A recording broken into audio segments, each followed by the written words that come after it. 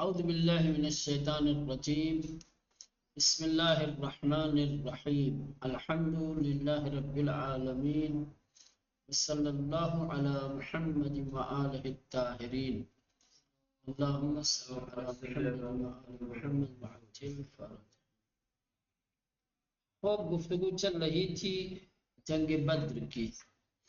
جنگ بدر میں اللہ نے مجاہدین اسلام کو جن نعمتوں سے نوازا، ان نعمتوں کو یاد دلایا. اللہ نے مجاہدین اسلام کی نصرت و مدد کر کے اس جنگ میں، اس جہاد میں کامیابی اور کامرانی دلائی. چونکہ کامیابی اور کامرانی کبھی کبھی انسان کو مغرور کر دیتی ہے، لہذا مجاہدین کو مغرور ہونے سے بچانے کے لیے، روکنے کے لیے اللہ نے تاکید کی اور ارشاد فرمایا کہ یہ جو کامیابی تمہیں نصیب ہوئی ہے، یہ کامیابی خدا کی جانب سے تھی. قدرت الہی اس میں شامل تھی، نصرت پروردگار کی دخالت تھی کہ تمہیں کامیابی ہوئی، تاکہ ان کے اندر غرور پیدا نہ ہونے پائے. یہاں تک کہ پیغمبر کو یاد دلایا اللہ نے کہ اے میرے حبیب، جو خاک اور ریت تم نے دشمنوں کی جانب پھینکی ہے، وہ تم نے نہیں پھینکی بلکہ ہم نے پھینکی ہے. تو اے پیغمبر نیز خاک و ریت در صورت انہا نہ پاشیدی، اور اے پیغمبر خاک و ریت ان کے چہروں پر، ان کی جانب تم نے نہیں پھینکا بلکہ خدا پاشید. بلکہ وما رمیت اذ رمیت ولکن اللہ رما. در روایات اسلامی و مفسران آمده است که در روز بدر پیامبر به علی فرمود مشتی از خاک و سنگریزه از زمین بردار و به من بده. علی علیہ السلام چنین کرد و پیامبر آنها را به سوی مشرکان پرتاب کرد و فرمود شاهت الوجوه، رویتان زشت و سیاه باد و نوشته انکار اثر معجز آسایی داشت و از آن گرد و غبار و سنگریزه در چشم دشمنان فرو ریخت و وحشتی از آن به همه دست داد. یہ جو اللہ نے اپنے حبیب سے کہا ہے وما رمیت اذ رمیت ولکن اللہ رما، اس کا ایک منظر ہے. منظر یہ ہے کہ روایت میں جس کو ذکر کیا گیا ہے، روایت میں ملتا ہے کہ جنگ بدر کے دن نبی کریم نے مولا علی کو حکم دیا کہ علی جاؤ اور کچھ ریت اور کچھ پتھر کے ٹکڑے اٹھا کر لاؤ. مولا علی نے نبی کریم کے حکم پر عمل کیا، اس کی تعمیل کی. کچھ سنگریزے، کچھ ریت، کچھ خاک اٹھا کر کے زمین سے لائے، اور پیغمبر اسلام نے اس خاک کو اور اس ریت کو دشمنوں کی جانب پھینکا اور فرمایا شاہت الوجوہ، تمہارے چہرے سیاہ ہو جائیں، تمہارے چہرے کالے ہو جائیں. اور ملتا ہے کہ نبی کریم کے اس عمل نے معجزے کا کام کیا. پیغمبر کا یہ عمل گویا ایک معجزہ تھا. یہ خاک، یہ گرد و غبار دشمنوں کی آنکھوں میں جب پڑا ہے تو ایک عجیب قسم کی وحشت اور ایک عجیب قسم کا خوف ان کے دلوں میں پیدا ہوا. اور جانتے ہیں کہ جب انسان کے اوپر وحشت اور خوف غالب آ جائے تو انسان کی طاقت کم پڑ جاتی ہے، انسان کمزور ہو جاتا ہے. آسانی کے ساتھ اسے زیر کیا جا سکتا ہے، آسانی کے ساتھ اسے ہرایا جا سکتا ہے. در روایات اسلامی روایتوں میں، احادیث میں و مفسران اور مفسرین نے جو تفسیریں لکھی ہیں اس میں آمدے است ملتا ہے کہ در روز بدر، جنگ بدر کے دن پیغمبر پہ علی فرمود، نبی کریم نے مولا علی سے فرمایا، مشتی از خاک و سنگریزے از زمین بردار، ایک مٹھی خاک اور سنگریزہ زمین سے اٹھاؤ۔ مشتی، مشت کہتے ہیں ایک مٹھی، ٹھیک ہے، مشتی از خاک و سنگریزے، سنگریزہ کہتے ہیں چھوٹے چھوٹے باریک پتھروں کو، مٹی اور پتھروں کے چھوٹے چھوٹے ٹکڑے ایک مشت، از زمین بردار، زمین سے اٹھاؤ، و بمن بدے، اور مجھے دو۔ علی علیہ السلام چنین کرد، مولا علی نے ایسا ہی کیا جیسا پیغمبر نے فرمایا تھا۔ وہ پیغمبر انہارا، اور نبی کریم نے اس خاک کو اور اس سنگریزے کو بسوء مشرکان پرتاب کرد، دشمنوں کی جانب پھینکا۔ بفرمود، اور فرمایا، شاہت الوجوہ، رویتان زشت و سیاہ باد، تمہارے چہرے بگڑ جائیں، تمہارے چہرے سیاہ ہو جائیں۔ ونوشتے انت، اور لکھا گیا ہے کہ انکار اثر معجز آسائی داشت، نبی کریم کا یہ عمل معجزے کا اثر دکھایا، نبی کریم کے اس عمل نے، اس کام نے معجزے کا اثر دکھایا، اس نے معجز نمائی کی، معجزے کا کام کیا۔ وَأَذْعَنْ گرد و غبار و سنگریزے، اور وہ جو گرد و خاک اور سنگریزے تھے، در چشم دشمنان فرو ریخت، یہ دشمنوں کی آنکھوں میں جا کر کے پڑے، وبحشتی اذعان پہ ہمیں دست داد، اور اس سے ایک عجیب و غریب وحشت ان کے دلوں میں پیدا ہوئی، یہ خوفزدہ ہو گئے اور ڈر گئے دشمن۔ شک نیست کہ زر ظاہر ہمیں انکار ہارا، پیغمبر و مجاہدان بدر انجام دادن، اما ان کی میگوید شما نبودید که انکار را کردید، اشاره به این است کہ اولا قدرت جسمانی و روحانی و نیروی ایمان کے سرچشمے ان برنامہ بود، اثناء خدا بود۔ کہ کوئی شک نہیں ہے کہ یہ تمام کام نبی کریم نے اور مجاہدین اسلام نے انجام دیا ہے، لیکن پھر بھی خدا کہتا ہے کہ یہ تم نہیں تھے جنہوں نے یہ سب کیا ہے۔ وہ اس بات کی طرف اشارہ کرنے کے لیے ہے کہ تمہاری جسمانی اور روحانی جو قدرت و طاقت ہے، تمہاری ایمان کی جو توانائی ہے، جو ان تمام چیزوں کا سرچشمہ ہے، تو سب خدا ہی کی جانب سے ہے۔ جسمانی قوت، روحانی طاقت، ایمان کی طاقت، یہ سب اللہ نے ہی تمہیں دی ہے، جس کی وجہ سے تم لوگوں نے یہ کیا ہے۔ اگر اللہ نے یہ قدرت و طاقت نہ دی ہوتی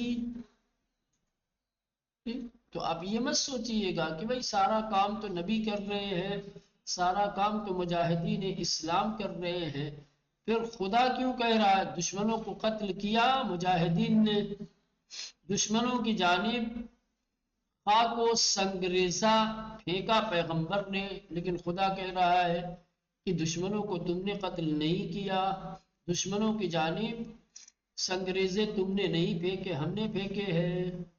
سمجھ رہے ہیں؟ بظاہر یہ سارا کام رسول خدا نے اور مجاہدین نے کیا ہے، لیکن قدرت اپنی طرف نسبت دے رہی ہے، اور قدرت یہ کہہ رہی ہے کہ ہم نے یہ سب کیا ہے۔ اس کی وجہ یہ ہے، اس کی دلیل یہ ہے کہ رسول خدا اور مجاہدین کی جسمانی اور روحانی اور ایمانی قدرت و توانائی کہاں سے آئی؟ خدا کی جانب سے، جو ان تمام برناموں، ان تمام چیزوں کا سرچشمہ جو یہ کر رہے ہیں، اسی خدا کی دی ہوئی جسمانی اور روحانی اور ایمانی قوت کی بدولت کر رہے ہیں۔ بس خدا اگر ان تمام کاموں کی نسبت اپنی طرف دے رہا ہے تو یہ نسبت بیجا نہیں ہے بلکہ بجا ہے۔ شک نیست کہ در ظاہر، کوئی شک نہیں ہے کہ علی الظاہر ہمیں انکار ہارا، یہ جتنے بھی کام ہیں دشمنوں کو قتل کرنے والے یا ان کی طرف سنگریزے پھینکنے والے، ان تمام کاموں کو پیغمبر و مجاہدان بدر انجام دادن، خود پیغمبر اسلام اور بدر کے مجاہدین نے انجام دیا ہے۔ اما ان کی میگوید، لیکن یہ جو قدرت کہہ رہی ہے کہ شما نبودید کہ ان کار را کر دید، یہ تم نہیں تھے کہ جنہوں نے یہ کام کیا، بلکہ ہم نے کیا ہے۔ وہ اشارے میں اینس کی خدا کا فرمان اس بات کی طرف اشارہ کرتا ہے کہ اولاً پہلی بات یہ ہے کہ قدرت جسمانی و روحانی و نیروی ایمان، کہ جسمانی اور روحانی قدرت و طاقت اور ایمان کی طاقت و توانائی کے سرچشمے ان برنامہ بود، جو ان تمام کاموں کا، ان تمام برناموں کا سرچشمہ تھا، یہ سب چیزیں ازناہی خدا میں شما بخشیدے شد، یہ سب خدا کی جانب سے تمہیں عطا کی گئی تھی، دی گئی تھی۔ و شما بے نوری خدا داد در راہ او گام برداشتی، اور تم لوگ خدا کی دی ہوئی طاقت کے ذریعے سے اس کے راستے میں قدم اٹھایا ہے اور بڑھایا ہے۔ دوسرے، در میدان بدر حوادث معجز آسائی کی سابقاً بیان اشارے کردیم، تحقق یافت مائے تقویت روحیہ مجاہدان اسلام و موجب شکست روحیہ دشمنان شد، ان تاثیر فوق العاده نیز ازنائی پروردگار بود۔ مولانا میدان بدر میں جو معجز نما حادثے نظر آئے ہیں، چاہے وہ دشمنوں کو قتل کرنے کی بات ہو، خاص طور سے نبی کریم نے جو سنگریزے پھینکے ہیں دشمنوں کی جانب سے، جس کی وجہ سے دشمنوں کے دلوں میں خوف پیدا ہوا، مجاہدین اسلام کی تقویت کا سبب بنا، ان میں اثر کس کا تھا؟ یہ جو فوق العادہ غیر منتظرہ اور عجیب و غریب قسم کا جو اثر دیکھنے کو ملا ہے، یہ اثر کہاں سے آیا؟ اثر بھی تو خدا ہی کی جانب سے تھا، اس لیے خدا نے اپنی طرف نسبت دی ہے۔ ثانیاً دوسرے، در میدان بدر حوادث معجز آسائی کی سابقاً بیان اشارے کر دی۔ دوسری بات یہ ہے کہ میدان بدر میں جو معجز نما حوادث جس کی طرف پہلے اشارہ کیا جا چکا ہے، تحقق یافت، کچھ واقع ہوئے ہیں، کچھ معجزے رونما ہوئے، یا کچھ معجز نمائی میدان بدر میں متحقق ہوئی ہے، دیکھنے کو ملی ہے کہ مائع تقویت روحیہ مجاہدان اسلام، جو مجاہدان اسلام کی کہ دلوں کی تقویت کا سبب، مجاہدین اسلام کی جسمانی اور روحانی طاقت و توانائی کا سبب، و موجب شکست روحیہ دشمنان شد، اور دشمنوں کی جذبات کی شکست کا سبب بنی۔ تو یہ جو تاثیر ہے، ان تاثیر فوق العادہ، یہ فوق العادہ اور عجیب و غریب تاثیر، یہ بھی ازناہی پروردگار بود، یہ بھی خدا کی جانب سے ہی تھی۔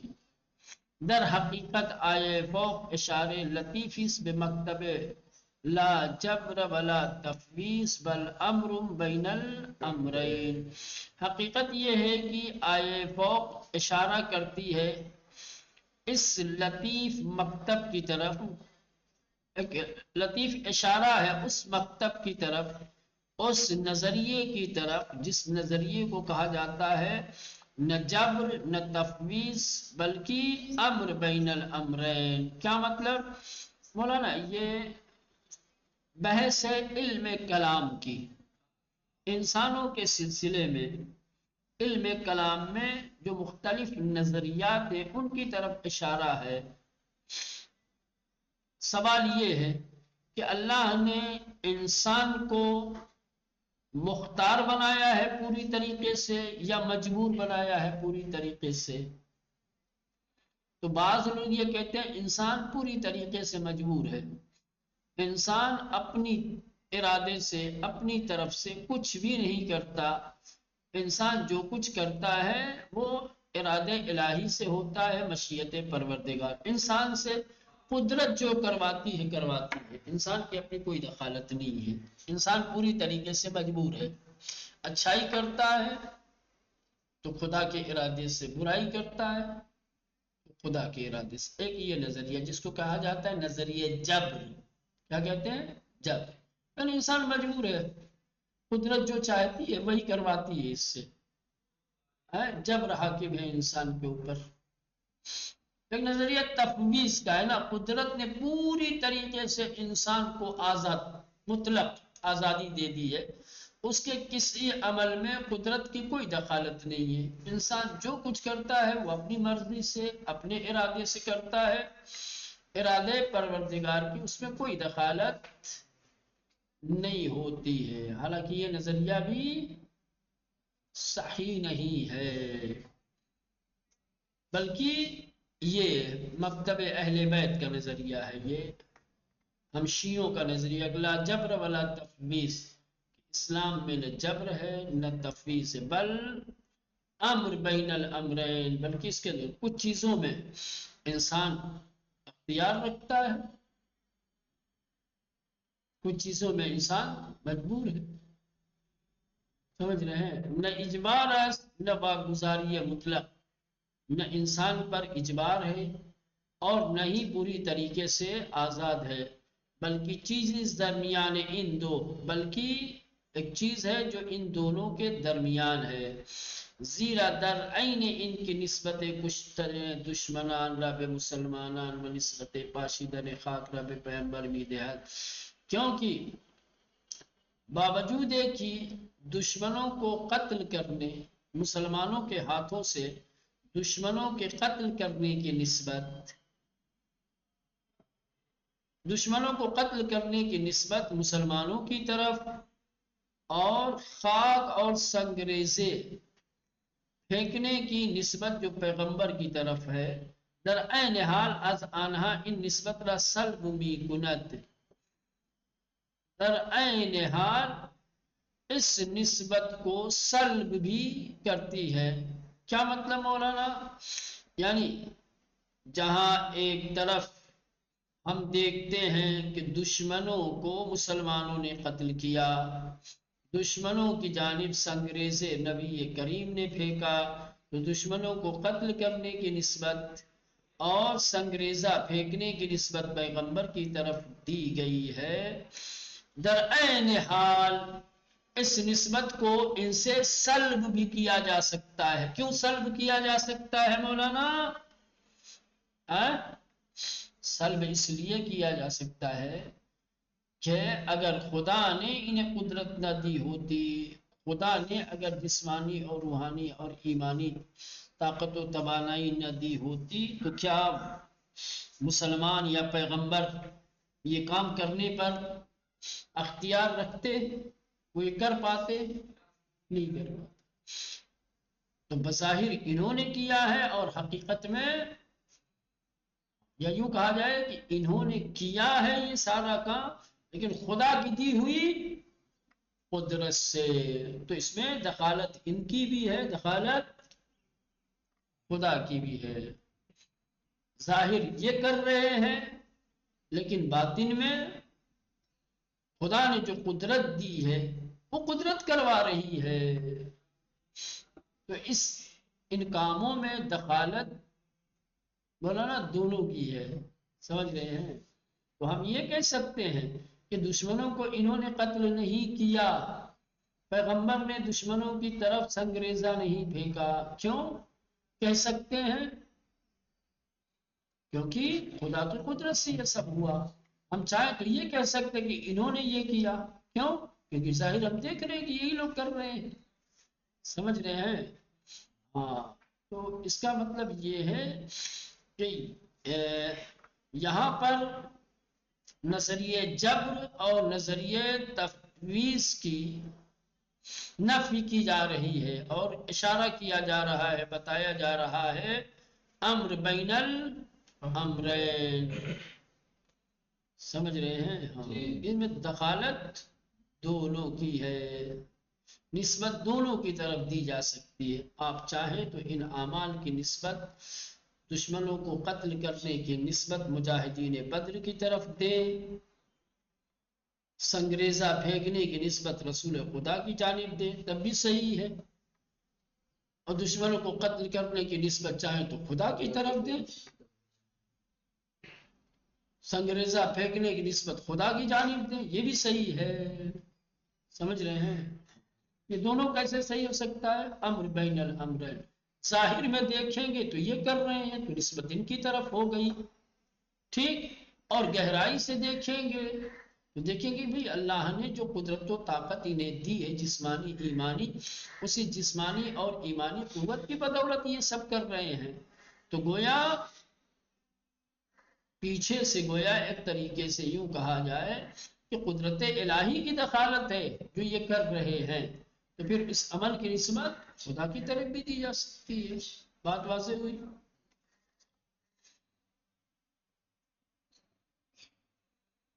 چلیں، بدون شک در چنین عبارتی تناقضی وجود نہ دارد، بلکہ ہدف این است انکار ہمکار شما بود و ہمکار خدا. مولانا اس میں کوئی شک نہیں ہے کہ اس طریقے کی عبارتوں میں کوئی تناقض اور تضاد نہیں ہے. بظاہر ہو سکتا ہے کہ کوئی انسان یہ سوچے کہ بھئی یہ اللہ کیوں کہہ رہا ہے کہ دشمنوں کو تم نے قتل نہیں کیا، اے پیغمبر دشمنوں کی طرف سنگریزہ آپ نے نہیں پھینکا، جبکہ ہم دیکھ رہے ہیں کہ دشمن کو قتل مجاہدین کر رہے ہیں، دشمنوں کی جانب سنگریزہ رسول خدا پھینک رہے ہیں. تو یہ تو تناقض ہو گیا، یہ تو اختلاف ہو گیا. کہا نا اس طریقے کی عبارتوں میں کوئی تناقض نہیں ہے، بلکہ مقصد یہ ہے کہ یہ عمل، یہ کام تم لوگوں کا کام بھی ہے اور خدا کا بھی کام ہے. کار شما بود چون بے ارادہ شما انجام گرے، تمہارا کام اس لیے تھا کہ تم نے بھی ارادہ کیا تھا یہ کام کرنے کا، تم نے اپنے ارادے سے دشمنوں کو قتل کیا، اپنے ارادے سے نبی نے سنگریزہ پھینکا. وقار خدا بود، اور خدا کا بھی کام تھا. کیسے؟ چنیری وہ مدد ازنائیے وہ، کیونکہ قدرت و طاقت اور مدد خدا کی جانب سے تھی، ٹھیک. بنابراین آنها کے پنداشتیان آئے فوق دلیل بر مکتب جبر اس، پاسخ شان در خود آئے نہفتے اس. لہذا جن لوگوں نے یہ خیال کیا ہے، یہ گمان کیا ہے کہ آئے کریمہ مکتب جبر کی دلیل ہے، انہوں نے اشتباہ کیا ہے. ان کے اعتراض کا جواب خود آیت میں پوشیدہ ہے نا. ہاں، کہتے ہیں کہ آیت کریمہ کہہ رہی ہے کہ اس میں نظریہ جبر کو، بعض لوگ یہ کہتے ہیں کہ مولانا اوپر کی آیت میں نظریہ جبر کو بیان کیا گیا ہے، یا یوں کہا جائے کہ دلیل جبر ہے اس آیت کریمہ میں موجود ہے. خدا نے کروایا، ان لوگوں سے یہ مجبور تھے، ان لوگوں نے کیا. جبکہ مولانا آیت کریمہ جبر کی دلیل نہیں ہے بلکہ جواب ہے نظریہ جبر رکھنے والوں کے لیے. جبر ہوتا تو اس عمل کی نسبت خدا کی طرف، خدا اپنی طرف نہ دیتا. پہلے تو کہا کہ تم لوگوں نے قتل کیا، پھر کہا کہ یہ گمان مت کرنا کہ بس ہم نے قتل کیا ہے. خدا نے دشمنوں کے قتل کی نسبت پھر اپنی طرف کر دی، یہی بتانے کے لیے امر بین الامرین، بظاہر یہ قتل کر رہے ہیں، ٹھیک، یہ بھی صحیح ہے، ہماری دی ہوئی قدرت سے کر رہے ہیں، یہ بھی. منیز ان کی قائلین بے وحدت وجود آئے را دستاویزی برای مکتب خود قرار داده، پاسخ آن نیز در خود این آیه به طرز لطیفی منعکس ہے. اور جو لوگ وحدت وجود کے قائل ہیں، وحدت وجود کے قائل ہیں، کہتے ہیں کہ بس وجود تو ایک ہی ہے، بس خدا ہے، جو کچھ کرتا ہے وہی کرتا ہے. اس کے علاوہ نہ کسی کا اختیار ہے، نہیں کسی کا ارادہ ہے، جو بھی ارادہ ہے، جو بھی مشیت ہے وہ صرف خدا کی ہے۔ جو لوگ آئے کریمہ کو وحدت وجود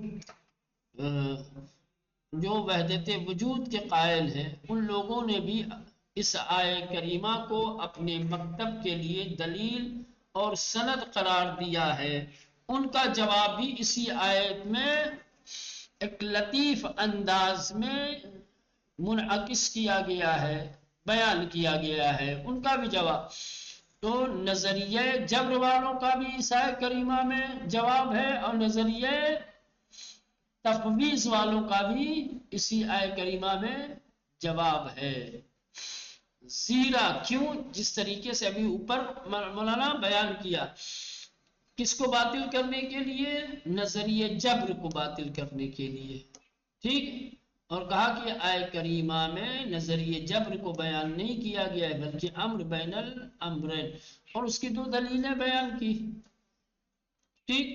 اب یہاں جو لوگ تفویض کے قائل ہیں، کہتے ہیں کہ اللہ نے پوری طریقے سے انسان کو خلق کرنے کے بعد آزادی دے دی ہے، یہ اپنی مرضی سے جو کچھ کرتا ہے، اس کے کسی کام میں قدرت دخالت نہیں کرتی ہے۔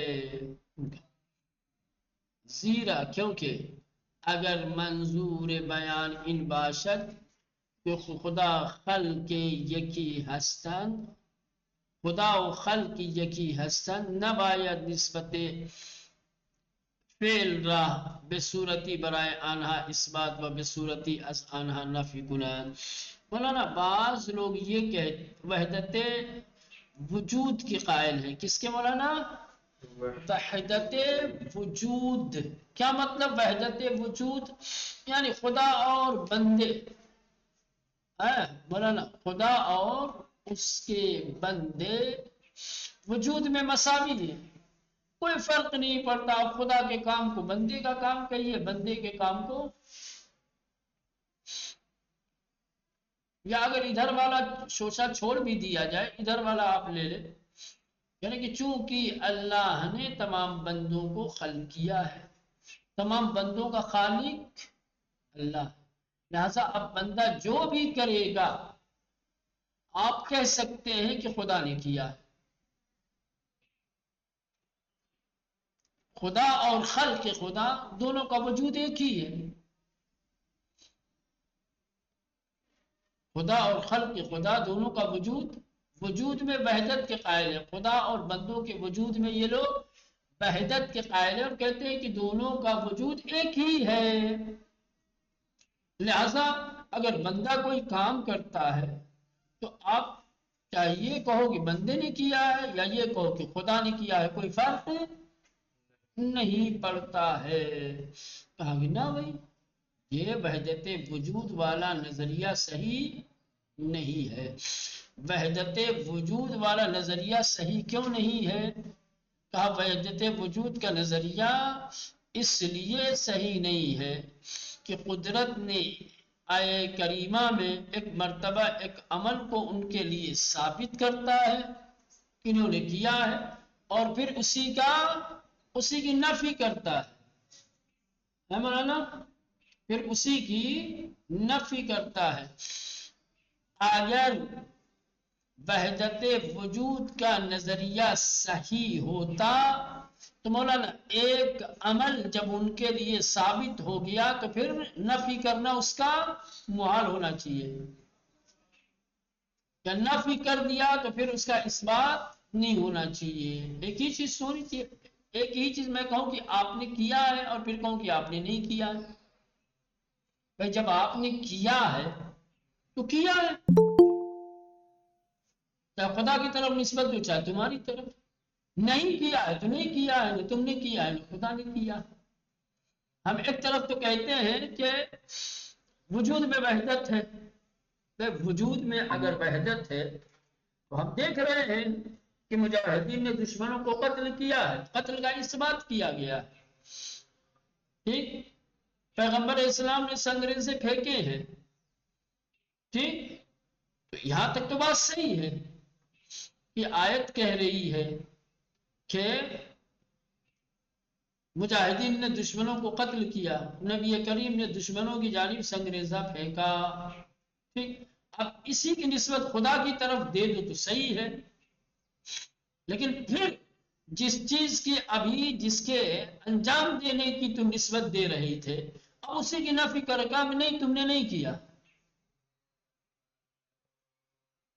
ایک ہی عمل کی ایک ہی شخص سے، مولانا ایک ہی شخص کے متعلق اس بات بھی کیا جائے اور پھر اسی کی نفی کی جائے، یہ وحدت وجود کے نظریے کے خلاف ہے۔